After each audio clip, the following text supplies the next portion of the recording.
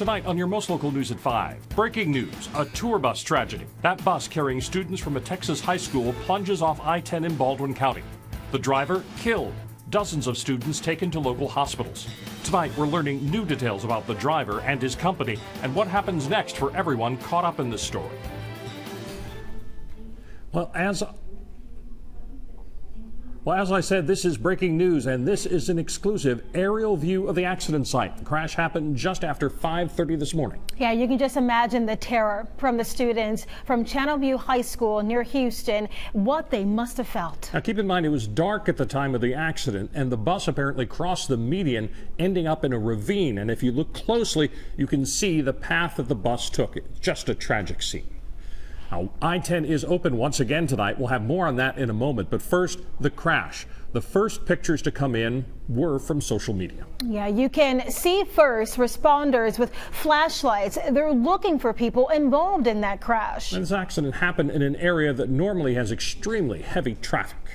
And that's right. This all happened at mile marker 57, just east of the Wilcox Road exit. The area is known as Cowpen Creek. And those students, by the way, were on their way home from a trip to Disney World. We have live team coverage of this tragedy. Fox News Baldwin County reporter Hal Sherrick live near the scene of the crash. And Shelby Myers is in Daphne, where students will be reunited with their families. And Elizabeth Rodill is in Pensacola, where 20 students were taken after the accident. Devin Cafaro is in the newsroom. She spoke with a relative of a student on the bus. We're going to start with Hal. Hal, it was a frightening scene earlier today. Just a terrifying, you can imagine a terrifying situation this morning for the 49 people on board that bus in the pre-dawn hours, plummeting down a 50-foot ravine, ending up between the bridge spans of I-10, the eastbound and westbound lanes. This bus was on its way back from a trip to Disney World in Orlando, headed home to Channelview, Texas. The interstate is back open, of course, at this point. We know, you can see that there are some crews on the scene actually mapping the area, tracking where the bus went off the road, how it ended up in that ravine. That's the big question, of course, everybody wants an answer to. It was really hard to imagine what must have been going through everyone's mind this morning when we started hearing about this. Some video we got in from Jesus Tejeda that shared it on Facebook showed some of the just incredible scene that was playing out right after this accident happened, looking down from above, an overview of what was going on as these rescue efforts were being attempted.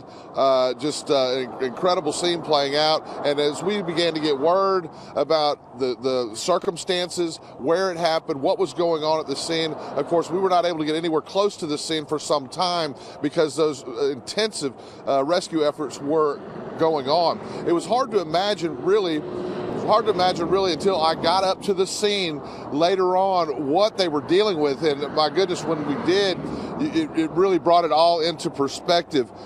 This bus just crumpled up, luggage scattered all over the ground, 50 feet below the roadway. The embankment that it went down looked to be at least a 45-degree angle, and just amazing that no one got hurt. But this was no more people than did got hurt. Unfortunately, one fatality in this. But Sheriff Mack talked about the intense training and how this rescue effort played out this morning. This is something that they probably used every piece of equipment on every truck today. You know, it's not that often, particularly in a rural county like Baldwin County, you get into a rappelling situation or an effort like this, but that's why they have to train and have the equipment that they do, is because of incidences like this. And so just the first responders did just a phenomenal job in getting as many people out of that wreckage. And then the next thing we had to do was get blankets up here. Of course, they were cold. It was 40 degrees this morning. And just a real good response by everybody involved.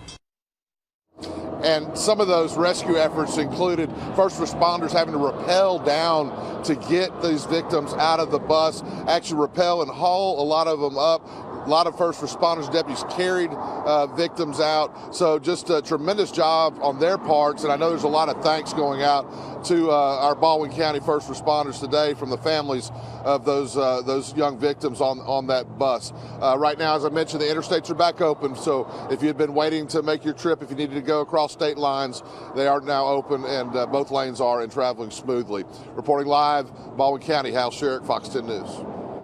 All right, thanks.